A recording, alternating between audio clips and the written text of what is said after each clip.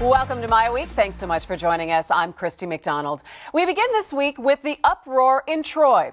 The modest city in Oakland County is known for excellent schools, a thriving business corridor, and high-end shopping. But now it's known for something else. Its new mayor. Janice Daniels has made headlines for disparaging comments about homosexuality, refusing to take an oath to the city charter, and trying to end a transit center deal 10 years in the making. Now, not even 6 months in office, she is the target of a recall that has bitterly divided a city. And what's playing out in Troy got us thinking about how effective recalls are really in general. So let's start with MiWeek contributors Nolan Finley from the Detroit News and Stephen Henderson from the Detroit Free Press. Gentlemen, how are you? We're well, Christy. How are you? Good. So have you ever seen a recall take place or start to get in motion, get signatures within a candidate or someone taking office within 6 months? Well, I mean, it happens. When it happens, yeah. You know, but I don't like recalls, and I think they should be very limited, and I think the criteria for a recall should be very strict. You should be able to recall for criminal activity, malfeasance of office, but recall shouldn't be a do-over. Gosh, we forgot to vote. We didn't like who we voted for. Their policies aren't our policies. We're going to end up having constant elections. Every time we have election, we'll have to have another recall election to affirm the original results. Yeah, and in this election in particular, you had a lot of people in Troy sit home and not vote. And now they're angry because the mayor's doing things that they don't agree with. But, you know, where were they when they had a chance to speak up? I mean, I've said before that I think the standard for a recall, or the ability to vote in a recall, should maybe be whether you voted in the previous election. Of course, you know, that raises all kinds of constitutional issues, but I think it's really unfair to say to somebody who sat home on election day, well, you can come back now and undo the results of the people who actually did take advantage of the election when it was scheduled. And it shouldn't be just about buyer's remorse, you know, oh gosh, maybe we shouldn't have voted for that person. There should be the law should spell out some very specific criteria for recalls. My worry is that we already have politicians who are afraid to make tough choices. If these recalls continue to take hold, we're not going to get them to make any decisions. They're going to be afraid that anything they do will trigger some special interest recall attempt. All right, well, I want to bring into the discussion right now Janice Daniels, the mayor of Troy, joins us by phone. Mayor Daniels, thanks so much for joining us on MiWeek. Well, you're very welcome. Thank you for inviting me to join you. All right, Mayor Daniels, obviously the recall is underway. They have collected about 9,300 signatures, and now you're waiting for a couple of weeks until the Oakland County Board of Canvassers gives it, if it does give it the go-ahead to put it on the ballot in November. What has been your reaction to this? Well, first of all, I want to clarify one thing. More people voted for me as mayor of Troy than any other contested election throughout the history of the city of Troy. So I did get more votes than most people did when they ran for mayor. My strategy is to just let people get to know me, have them visit my website, JaniceTroyMayor.com, have them come to my council meetings. For a political newcomer, I think I'm doing a yeoman's job of running the meetings. What do you think, Mayor Daniels, that people don't know about you? Obviously, we've seen in the headlines disparaging comments about homosexuality that you did have on your Facebook page before you did run for mayor. Obviously, you were against the transit center, which then went through. What do you think that people don't know about you that has triggered this recall? Well, I think the media and my political opponents are using a classic political strategy to isolate, distort, and destroy. As I said, I'm not a career politician. I wish that my political opponents would have waited until they caught my hand in the cookie jar or waited until I appointed a friend to a $100,000 a year job before they worked so hard to put my name on a ballot for recall.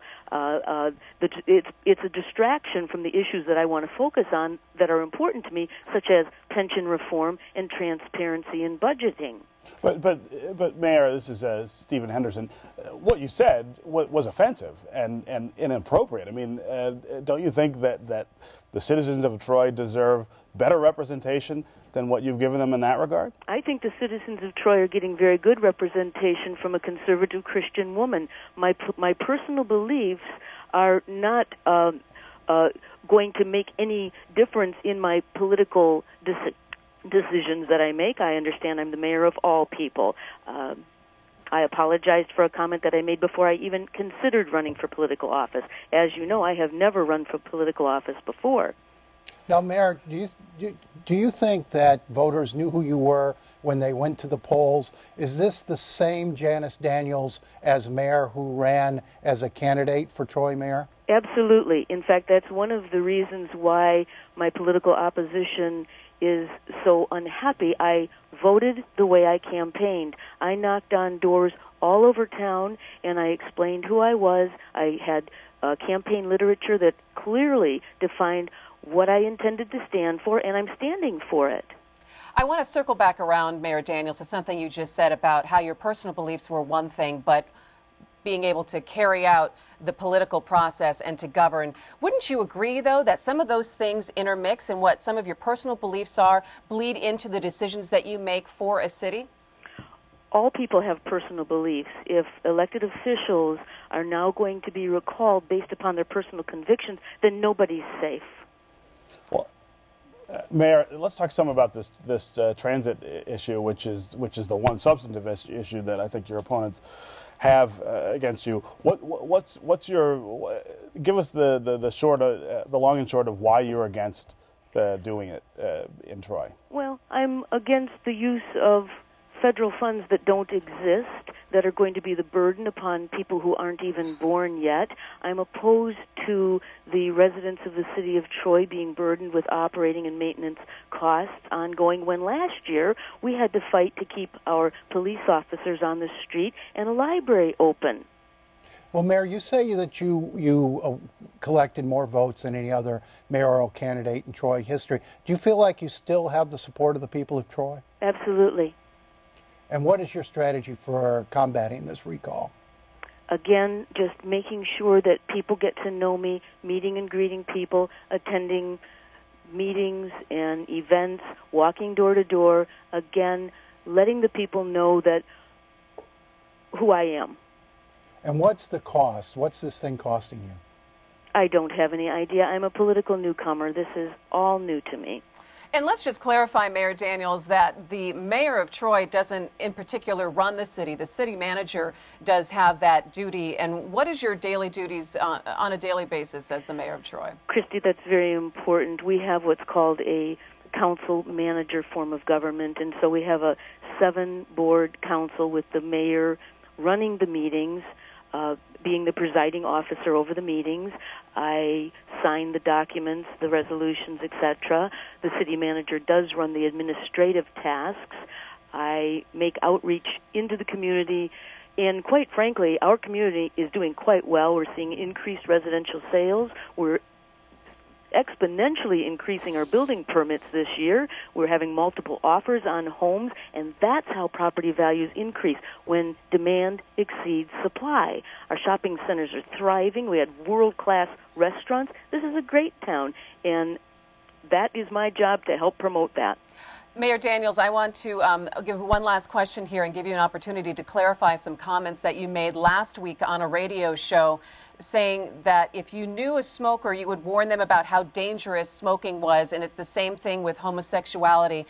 These conversations about your views about homosexuality continue to follow you. Would you like to clarify that statement? I think that my personal opinions have been clearly identified and expressed and discussed by the media to enough of an extent. I think we want to move on and focus on pension reforms and transparency in budgeting, etc. Troy Mayor Janice Daniels, thank you so much for joining us. We'll hear in a couple of weeks if that recall is actually on the ballot, but we appreciate your time coming on and clarifying a lot of the comments. Thank you. Thank you so much. Okay. Bye.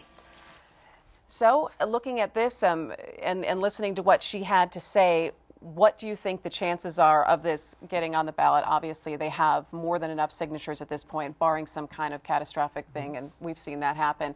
But how successful do you think this recall campaign may be? Well, I mean, it depends. It depends who puts money in and how much money is placed in. Recalls in this state have been rare and have been rarely successful, and it takes a very organized opposition and motivated opposition. I don't know if that exists in Troy or not, but again, I mean, voters went to the polls and made a decision. I feel they should have to live with their decision until the next time until the next scheduled election. I think the window here is so short. You're talking about 6 months behind an election.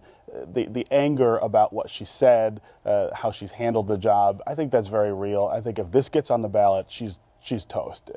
This is somebody who won't be in that seat after the next election. All right.